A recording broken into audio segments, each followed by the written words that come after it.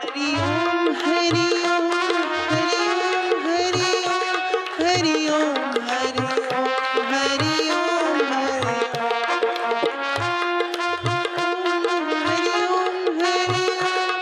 हरि ओम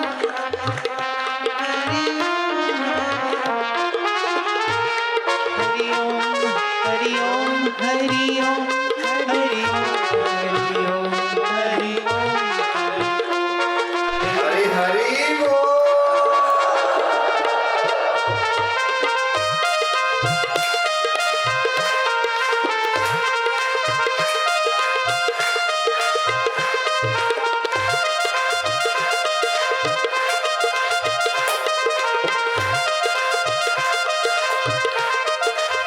हरि ओम ओम ओम ओम ओम ओम ओम ओम ओम ओम ओम प्रभु जी ओम प्यारे जी ओम मेरे जी ओम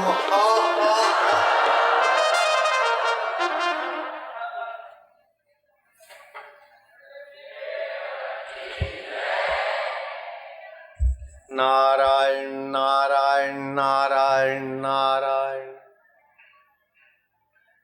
क्या हाल चाल है? आनंद है? मौज में हो गए? ठीक तो गाओ आज रे आनंद भयो मारा सतगुरु आया पोमणा मारा जोगी आया पोमणा। गावे के नहीं गावता? ओम नमो भगवते ओम नमो भगवते वासुदेवाय वासुदेवाय वासुदेवाय प्रीति देवाय प्रीति देवाय भक्ति देवाय भक्ति देवाय शांति देवाय शांति देवाय माधुर्य देवाय मम देवाय मम देवाय प्रभु देवाय प्रभु देवाय ओम नमो भगवते वासुदेवाय ओम नमो भगवते वासुदेवाय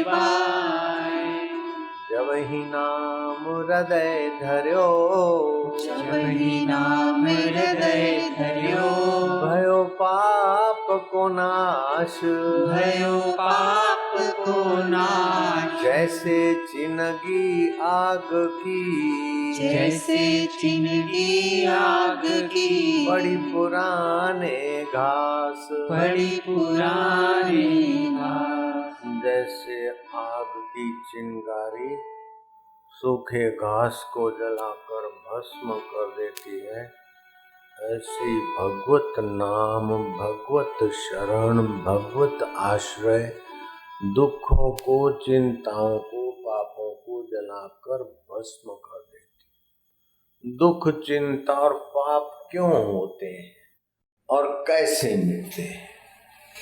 दुख चिंता और पाप होते हैं शरीर को मैं मानने से और मिली हुई वस्तुओं में ममता करने से। ऐसी दुनिया की कोई चीज नहीं है जो मिली है तो छोड़नी ना पड़े।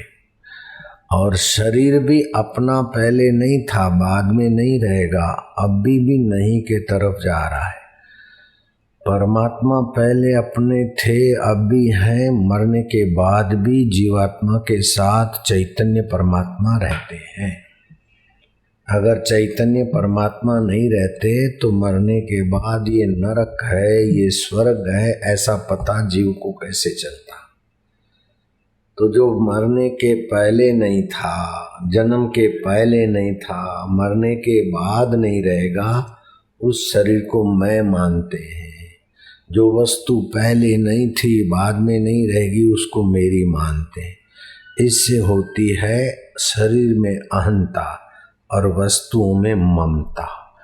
ये शरीर में अहंता और वस्तुओं में ममता सारे दुख, सारे क्लेश और सारे परेशानियों का मूल है। इसको हटाने का एक सुंदर उपाय भगवान बोलते हैं, तमेव शरणम गच्छ सर्वभावेन भारत। तुम मेरी शरण आ जाओ।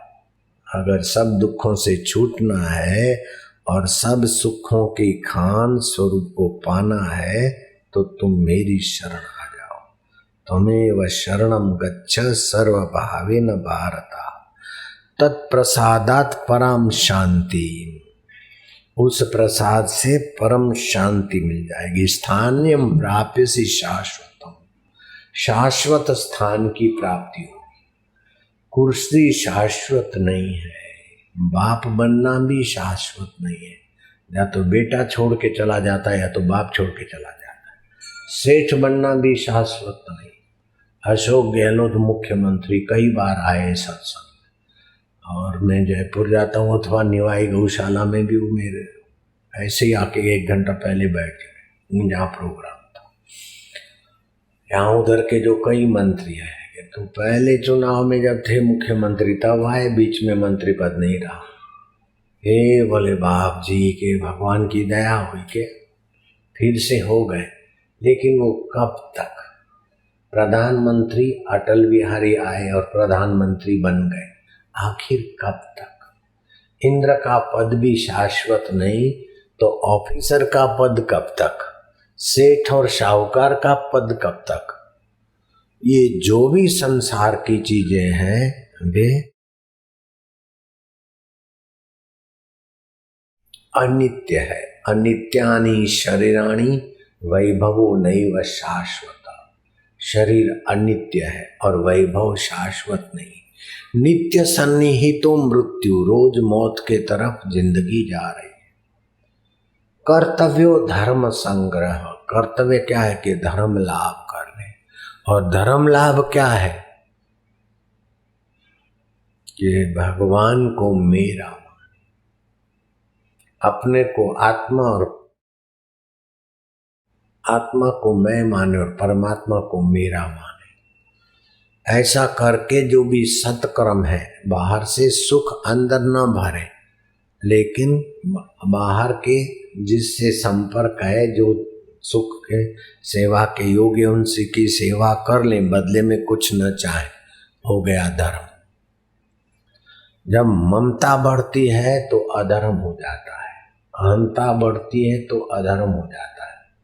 लेकिन अहंता और ममता रहित कर्म होते हैं, वे धर्म हो जाते हैं।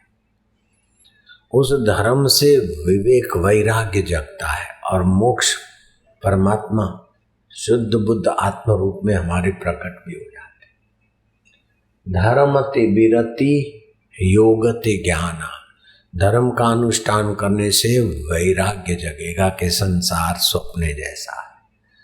कितना भी मेरा मेरा करे वो भी मर गए। बड़े राजे महाराजे, ये महल मेरा है, ये भूमि मेरी है, कह रहा है आसमां, ये समा भी कुछ नहीं, रो रही है शबनमे, ये निजारे कुछ नहीं। जिनके महलों में हजारों रंग के जलते थे फानुस झाड़, उनकी कब्र पे है और निशान कुछ भी नहीं। ये मकान महला, ये महल मेरा, ये रानी मेरी, ये राजा मेरा।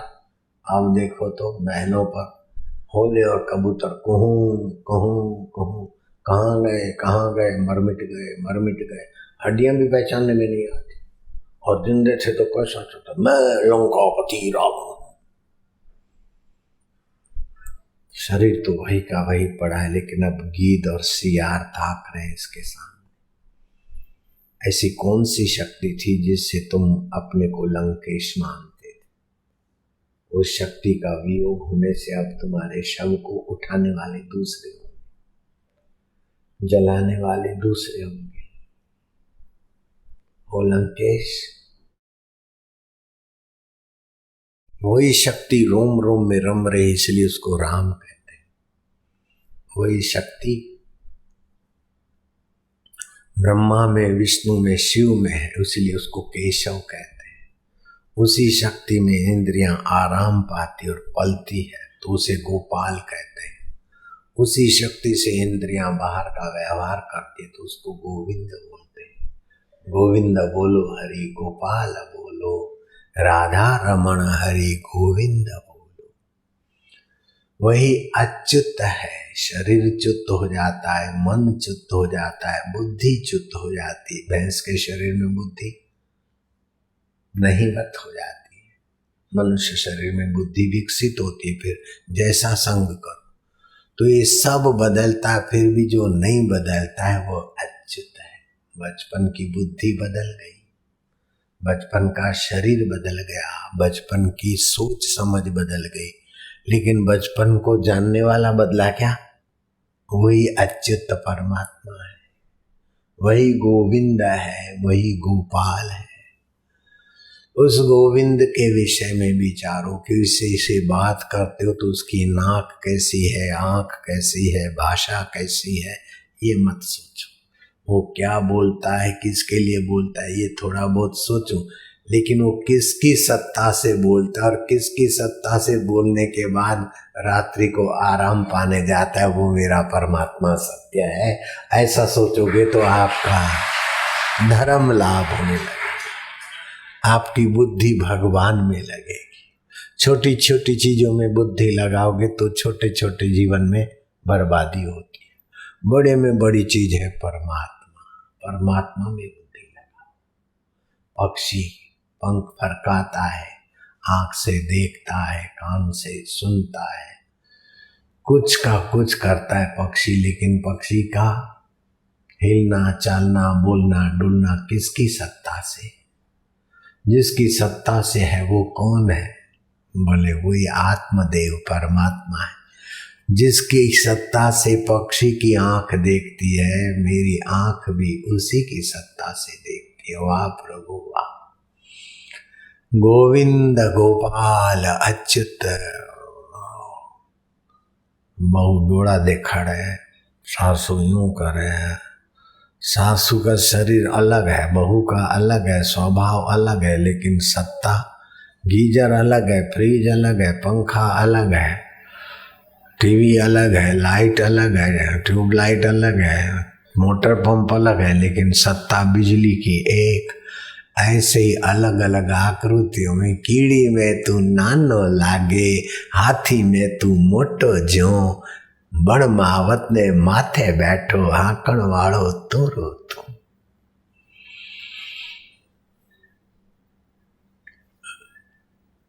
बण बाळक ने रोवा लाग्यो, छानो राखण वाळो तू, ले जोड़ी ने मागण लाग्यो, देवा वाळो दाता तू।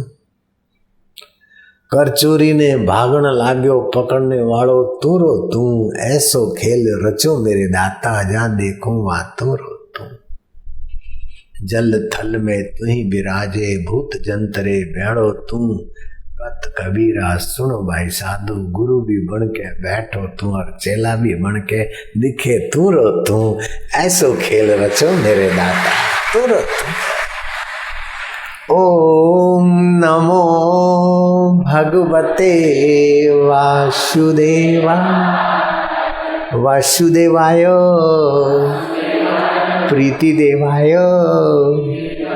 भक्ति देवाय माधुर्य देवाय मम देवाय। इससे धर्म लाभ होगा, भक्ति लाभ होगा, ज्ञान लाभ होगा। इसके बिना कुछ भी लाभ हुआ तो सत्यानाश। राजस्थान का राजा पीपाजी, बाद में संत पीपाजी हो गए। जिसने नाम सुनिया हो तो हाथ ऊपर करो। पीपा, मांस मांस सब एक है, हिरनी बकरी गाय, आंख देख नर खात है, निश्चय नरक में जाए, जीव मार भोजन करे, ताकी करे बखान, पीपा प्रत्यक्ष देख ले, थाली में शमशान। ये पीपा जी के वचन, बड़े प्रसिद्ध संत बन गए। पहले तो ऐसा था पीपा जी का जीवन कि बाप रे बाप, एक रानी, दूसरी रानी, तीसरी रानी, वासना का कभी पेट नहीं भरता। जब तक धर्म लाभ नहीं होता तब तक वासना बेकार जीव को नीचे नीचे नीचे खड्डे में ले जाती।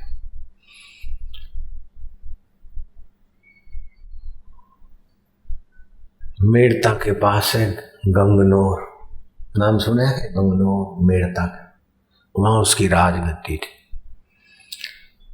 देवी को मानता था 10वीं रानी, 11वीं रानी, 12वीं रानी बहुत समझदार भी थी, खूबसूरत भी थी, खूब समझदार भी थी। पीपा का उसके प्रति बहुत मोह हो गया। 3 चीजों में जीव फंसता है, राग में, द्वेष में और मोह में। राग मिटाना है तो भगवान में राग करो, द्वेष को बदलना है तो भगवान की शरण जाओ, भगवान का ध्यान। मोह मिटाना है तो बस भगवान की शरण। ये तीनों शत्रु भाग जाएंगे और उसकी जगह पर भगवत सुख, भगवत शांति, भगवत माधुर्य प्रकट होगा। पीपा का इतना मोह हो गया पीपी के लिए, पीपी पीपा को देखे बिना नहीं रहे, पीपा पीपी के बिना नहीं खावे। नैन का चैन चुरा कर ले गई, कर गई नींद हराम। पीपी पीपारी नींद हराम कर देवे, पीपो पीपीरी नींद हराम कर देवे। नी देखे तो ऐसे हो गए थे। एक जगह पर साधु महात्मा भिक्षा लेने गए, नारायण हरि।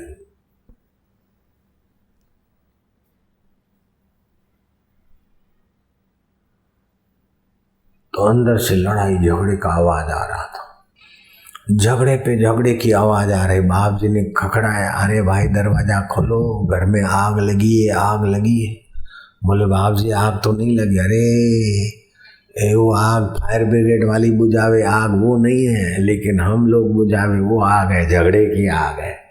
क्यों लड़े रहा हो? कह रहे बाप जी मैं तो मर गए हो, मैं तो बस, मेरे को तो पहले बोलती थी हे प्राणनाथ, हे प्राणनाथ, तुम कॉलेज में नहीं आते तो मैं पानी आइसक्रीम तो क्या खाऊं, पानी भी गले नहीं उतरता है, प्राणनाथ। फिर धीरे धीरे प्राणनाथ में से हमारा लव हुआ, फिर नाथ बोलने लगे। अब शादी हो गई, अब तो मेरे को अनाथ बना दिया, ये खाने तो खा, मैं तो ये चली, ऐसा मेरे को अनाथ बना दिया महाराज। बोले बाप जी इनकी मत सुनना, इसने तो मेरे को सत्यानाश कर दिया, मेरे माँ से रिश्ता छूट गया, परिवार से छूट गया, मेरी जाति वाले मेरे को थूकते, मैं तो इसके हरामी के पीछे लगी। मेरे को तो बोलता है तू तो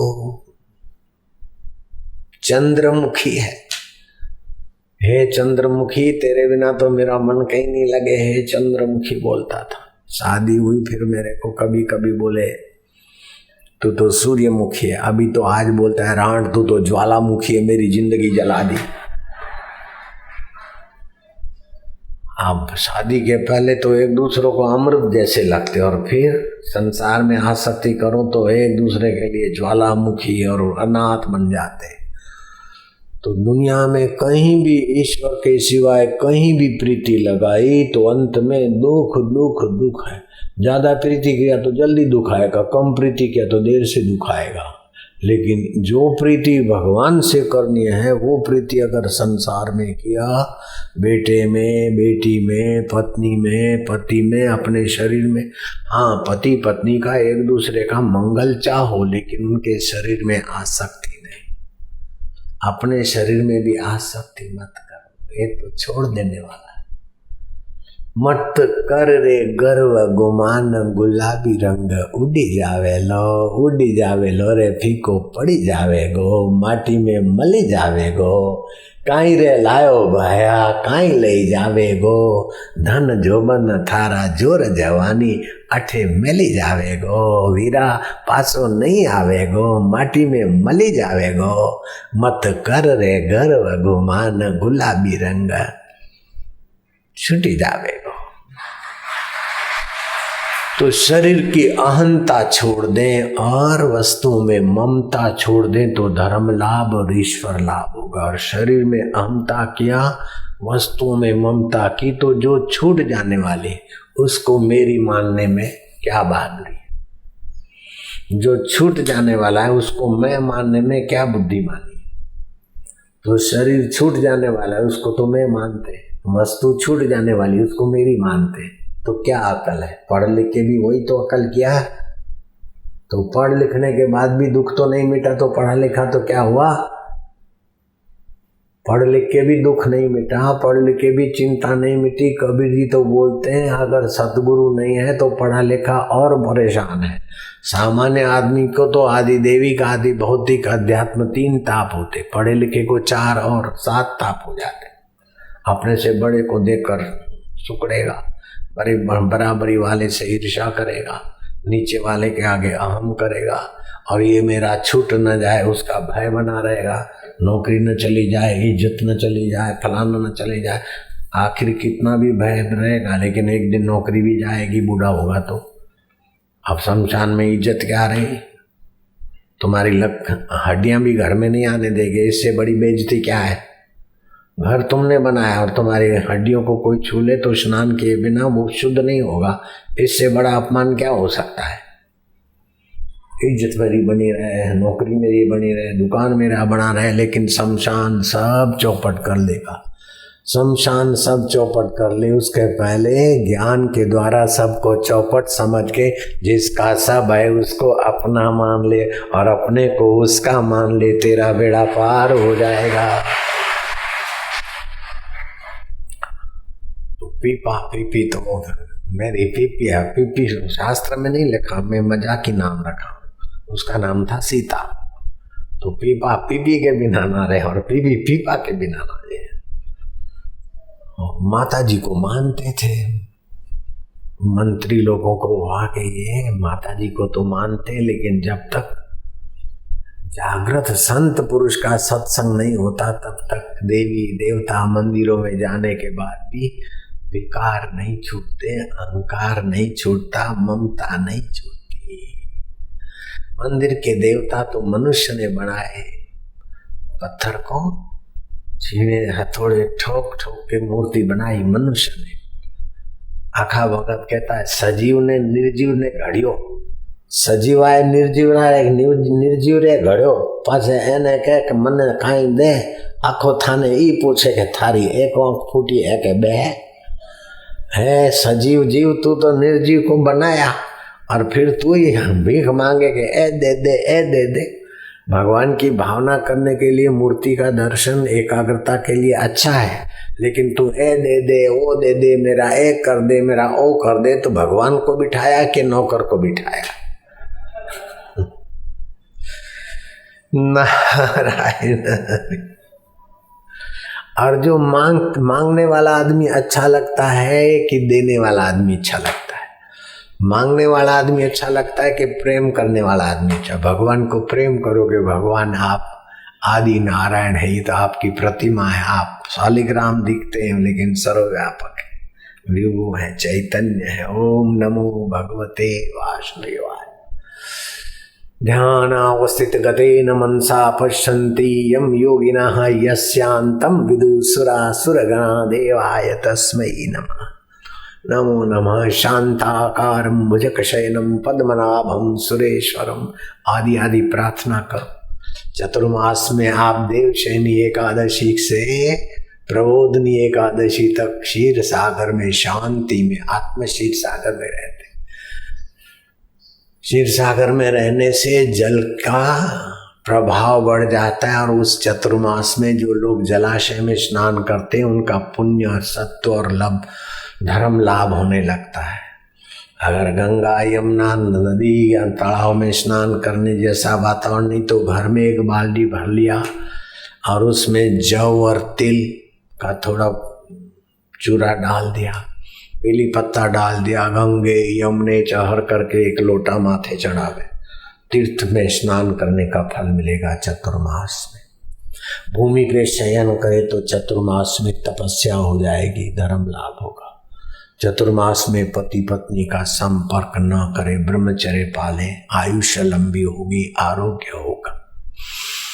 बात कह रहा था वो राजा रानी की। संत का दर्शन सत्संग मिले।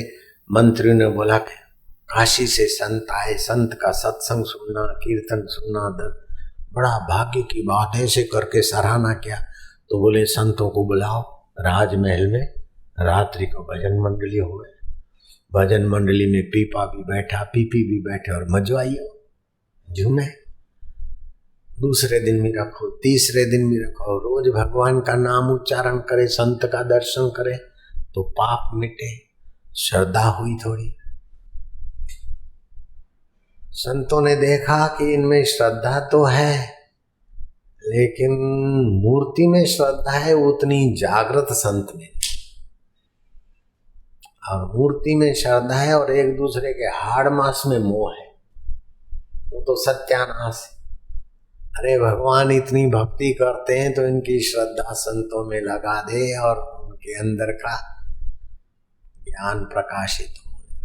भगवान को प्रार्थना करते करते संत शांत हुए और फिर जरा नजर डाल दी सत्संगियों पे। तो संत के दर्शन सत्संग में एक बहुत फायदा होता है कि संत बोलते बोलते थोड़ी देर शांत हो जाते, तो सीधा आत्मा परमात्मा का संबंध है उनका, और फिर दृष्टि डालते और संकल्प करते तो हम लोगों का भला होता है। हम उनकी कथा चाहे भूल गए, लेकिन उनका संकल्प से तो हमारा भला होगा होगा होगा, क्योंकि वो सत्य स्वरूप ईश्वर में शांत हुए हैं, चेतन स्वरूप ईश्वर में शांत हुए। अथर्ववेद में आता है कि आत्मरामी संत, कोई पापी आदमी मर गया है तो उसका मुर्दे की धुएं को भी संत की नजर देख लेवे तो मुर्दे की दुर्गति में से सदगति हो जाएगी। तो जिंदे लोग संतों का दर्शन करे तो फायदा होने में क्या संदेह है।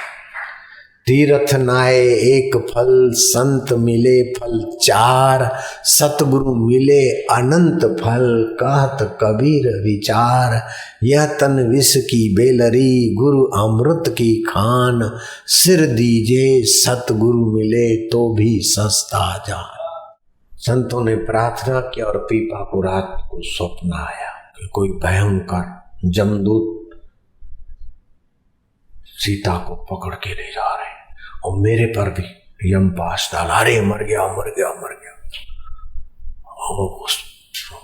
मरे गया, राजपाट छूटेगी। वो तो छूटने वाला ही है कि ये ममता छुड़ाने के लिए स्वप्न आया कि मैं मर गया हूं, मेरा राज भी छूट गया, ये छूट गया, पत्नी को जमदूत ले जा रहे, मेरे को जमदूत ले जा रहे। जो भोगी होते हो तो यमपुरी जाएंगे के? तो स्वप्न आया, जो मौत में होने वाला था वो पहले दिखा। और रात्रि को 3-4 बजे स्वप्न आया प्रभात का, घबराए।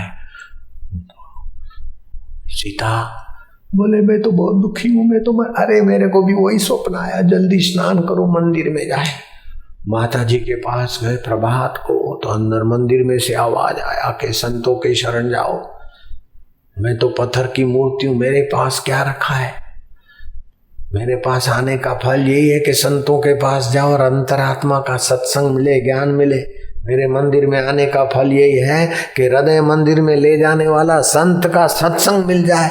मूर्ख उन सत्संग का तो आदर नहीं करते, और माँ माँ माँ माँ माँ करके आते, बढ़िया बाप जी करके धक्के खा रहे, अपने गुरु के संत के पास क्यों नहीं जाते।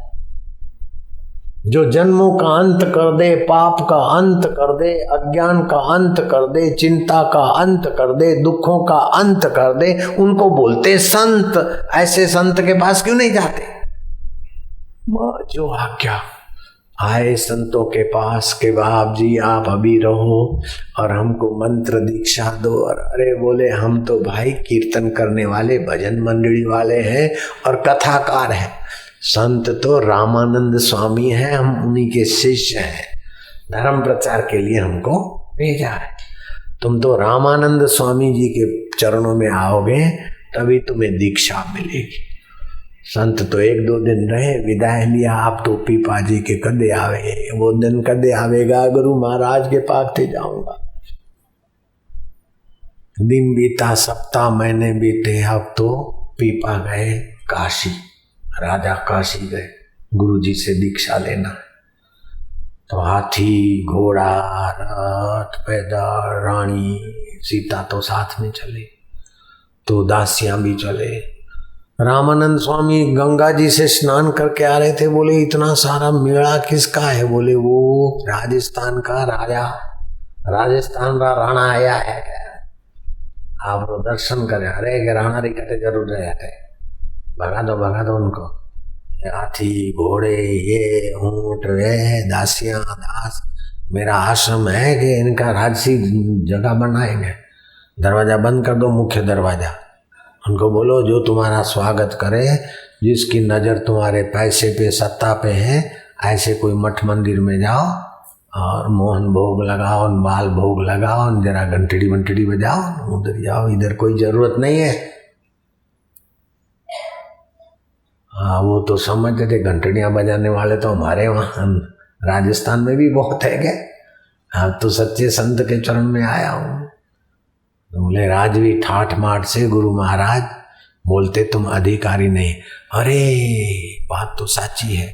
ए मंत्री, हाथी ले जाओ, घोड़ा ले जाओ, ऊंट ले जाओ, ये सब ले जाओ, ये माल सामान जो कुछ सीधा सामान है गरीबों को बांट दो, मैं तो ये पहरेले कपड़े में रहूंगा, तू भी जा सीता। बोले नहीं प्राणनाथ, आज तक तो हाड़ मास के शरीरों को प्रेम करके हमने आपका तबीयत बिगाड़ा, आपने हमारा तबीयत बिगाड़ा। अब तो आप अपना मन और तबीयत बना रहे, मैं भी मन और जीवन बनाऊंगी महाराज। मैं तो दोनों रहे और दूसरों को भगा दिया। 2-3 घंटे हुए, बोले सामान सब चला गया, पीपा गया। बोले पीपा और उसकी धर्म पत्नी सीता नहीं गई। बोले क्यों? बोले गुरु जी का दर्शन करेंगे, प्रभु प्राप्ति के बिना जाएंगे नहीं, प्रभु प्राप्ति की लगन है। बोले लगन है तो जाके कुआं में पड़ो, बहुत तीव्र लगन है तो जाके कुआं में डूबो। बोले गुरु की आज्ञा है। तो पीपा दौड़ने लगे तो गुरु महाराज ने ऐसा संकल्प किया कि जिधर कुआं है उधर को जावे नहीं, दूसरी दिशा में दौड़े तो कुआं कटे मले। था तो उठे चेला पूंग्या। गुरु महाराज बोलते कि बाहर का कुआं में क्या है, अंतरात्मा के कुआं में डूबो, आ जाओ मेरे पास। गुरु जी ने बिठाया। श्वास अंदर जाता है राम, बाहर आता है तो 1, श्वास अंदर जाए तो राम, बाहर आवे तो 2, श्वास अंदर आवे तो ओम, बाहर आवे तो 3। ऐसे करते करते अंतर्यामी राम का कुएं में डूबोगे। बाहर को कुओं तो शरीर को मारेगा, अंदर को कुओं तो अहम को मार के भगवान को प्रकट कर देगा कि कुआं में कहीं डूबेगा, पानी रख कुआं में नहीं डूबना, ध्यान रख कुआं में डूबो। और करो बरा केसरिया है, जाओ 1-2 दिन 4 दिन सत्संग सुना। बोले जाओ अपना राज धर्म निभाओ, राजस्थान की प्रजा को सुख शांति मिले, जप करना, भजन करना, राजा धर्मात्मा, तो मेवला भी अच्छा आएगा। मौसम विभाग वाले कुछ का कुछ बोलते रहे, लेकिन जहाँ पुण्यात्मा लोग होते हैं वहाँ अकाल सुकाल में बदल जाता है, और जहाँ पापी होते हैं वहाँ सुकाल अकाल में बदल जाता है।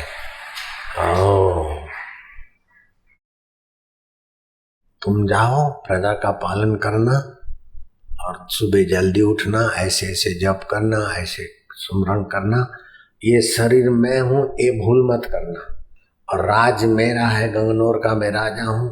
गंगनौर तेरा नहीं, तेरे पहले गंगनौर था, अब भी है, मर जाएगा तब भी रहेगा। ये गंगनौर मेरा है, ये जमीन मेरी है, ये खेत मेरा है। अरे मेरा तो शरीर भी नहीं है, शरीर मेरा होता तो मेरे कहने में चलता। हम नहीं चाहते कि बाल सफेद हो जाए, हम नहीं चाहते कि बूढ़ा हो जाए, हम नहीं चाहते मर जाए, फिर भी मर जाता है।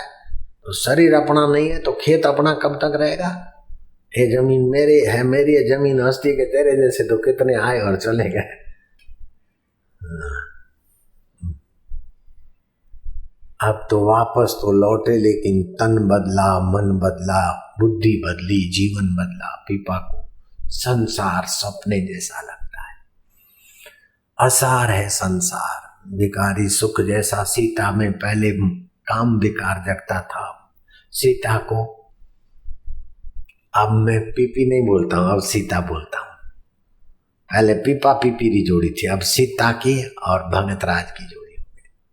सीता देवी जैसी और वो भी देवता जैसा, प्रजा को उनके लिए आदर हो गया। अब तो गुरु महाराज कब आएंगे? गुरु महाराज ने कहा है आऊँगा, मैं गंगनौर में आऊँगा, राजस्थान में दौरा करूँगा। बरसात होती, संत महात्मा विराजते तो जरा ठीक रहता है। संत का हृदय स्निग्ध होता है तो पैर रखते तो वहाँ प्रकृति भी स्निग्धता करती। गुरु महाराज ने संदेशा भेजा कि हम आए रहे। कहा रहे पीपा और सीता का तो मन खूब प्रसन्न हुआ। गुरु महाराज आने वाले हैं, पता चला अब यहाँ पहुंचे। ऐसा तो 8 किलोमीटर दूर नंगे पैर गुरु महाराज को लेने गए और खूब बाजते गाजते गुरु महाराज को कंगनौर में लाए। कुछ दिन रहे। गुरु महाराज जा रहे थे तो पीपा ने बोला, गुरुजी अब मेरे कोई राजकाज की ममता में नहीं, राजपाट की व्यवस्था कर दी और पीपा साधु बन गए। तो सीता बोले कि मैं गृहस्थी में क्या करूंगी, यहाँ तो काम क्रोध लोभ मोह का वातावरण है। गृहस्थी जीवन में तो नहीं चाहते हुए भी ममता में फंस जाता है, इसलिए जैसा संग ऐसा रंग लगता है कि मैं भी चलूंगी। हालांकि साधु की दीक्षा के बाद पत्नी को साथ में रखना वैष्णव संप्रदाय में सम्मति नहीं थी, लेकिन सीता की श्रद्धा और पीपा की भक्ति और संयम देखकर रामानंद स्वामी ने आज्ञा दे दी कि रखो। काशी गए, आश्रम में रहे, आश्रम के अंतेवासी होकर सेवा करते, रसोड़े की सेवा करते। कहाँ तो राजाधिराज और कहाँ लोगों को रसोई में भोजन परोसे, थाली उठावे, पत्तल उठावे। अहंकार मिटा, ममता मिटी। राज में तो पुण्य का फल भोग रहे थे, अब यहाँ पुण्य अर्जित कर रहे हैं, पाप मिटा रहे हैं, गुरुद्वार की सेवा कर रहे हैं, झाड़ू बुहारी लगाते हैं। और दूसरे सत्संगियों को सत्संग में चुप बैठना चाहिए, निंदा नहीं करनी चाहिए, आवाज नहीं करना चाहिए, सारी व्यवस्था। राजा थे, पूरा आश्रम की व्यवस्था संभाली और गुरु महाराज के आश्रम की सेवा करते और गुरु महाराज का सत्संग सुनते, एक टक सत्संग सुनते बाद में एकांत में विचार करते करते सत्संग में स्थित होते। गुरु महाराज ने कहा कि तालू में जीभ लगाकर सत्संग सुने और विचार करे तो सत्संग में पक्का हो जाएगा। तो पीपा ने वही भी कर लिया, आप भी कर लो। सत्संग सुनते समय जीभ तालू में लगा दो तो याद रहेगा, पक्का विचार हो जाएगा। अभी से कर लो, काहे घाटा पड़े। ऐसे करते करते पीपा तो संत बन गए। गुरु ने कहा, पीपा जाओ, बहता पानी निर्मला, संत विचरण करेंगे तो लोगों के पापों का दुखों का अंत होगा। पीपा सत्संग करे, कीर्तन करे। और सीता जी भी उनकी मानो दो भाई हैं, दो मित्र हैं, पति पत्नी होते हुए भी भाई बहन की नहीं रहे, मित्र की नहीं रहे, संसारी विकार में नहीं पड़े, भगवान के रस में। लेकिन सीता का सौंदर्य ऐसा था कि कामी व्यक्तियों को सीता को देखकर सीता को उठा ले जाने की योजना बनाते। तो कुछ 4 बदमाश आपस में इकट्ठे हो गए कि कुछ भी हो जाए कि सीता तो बस ये बाबा को ऐसी रानी की क्या जरूरत है, तो बाबा के अपने चेले बन जाए। बाबा के चेले बन गए, सेवादार बन गए। यात्रा करते करते कहीं रात रुके, प्रभात को नदी किनारे पीपा जी नहाए, सीता जी बाद में नहाई। पीपा जी चलते बने, वो भक्तों के साथ आएगी और भगत तो बदमाश थे। देखा कि पीपा आगे निकल गए, एक उधर ही रहे, बाकी 3 लोगों ने सीता को जबरदस्ती पकड़ के जंगल में ले गए काला मुंह करने के लिए। सीता तो हे राम राम राम, तो अंतर्यामी राम गुर्राता हुआ शेर के रूप में सामने से आया। और वो एक को तो जो ज्यादा हरामी था योजना बनाने, उसको तो पंजे मारे और बाकी के 2 तो ऐसे घायल होके भाग गए। देखते देखते शेर तो अंतर्धान हो गया और फिर साधु के रूप में कोई आया। अरे सीता देवी, वो पीपा जी की धर्म पत्नी सीता। पीपा जी तो आगे निकल गए, बेटी तू कैसे जाएगी? संत ने कहा, बेटी कैसे जाएगी? सीता को लगा कि कोई है समझने वाला, कोई रक्षक है कि इन बदमाशों से बचाया। शेर आ गया। अब वो शेर तो चला गया और ये हम शेरों के शेर बाप जी आया कि बाप जी मैं भूली पड़ी हूँ, मरा के बदमाश हो इसको कोई बात नहीं। चलो जल्दी जल्दी साधु ने पीपा जी से मिला दिया। साधु जी चले गए। भगवान साधु का भी रूप ले सकते, पथिक का भी रूप ले सकते, कब प्रकट और कब अंतर्धान हो जाए वो सर्व समर्थ है। हे हरि तू सर्व समर्थ है। मीरा के जहर को अमृत बना दे वो समर्थ है। द्रौपदी की साड़ी में प्रवेश होकर द्रौपदी की लाज रख ले वो समर्थ है। नाथ द्वारे की मूर्ति में से प्रकट हो जाए वो समर्थ है। संत की वाणी के द्वारा सत्य घटना घटा दे समर्थ है। भगवान तो सर्व समर्थ है। ऐसे पीपा जी के जीवन में बहुत सारी भगवान की कृपा के दर्शन हुए।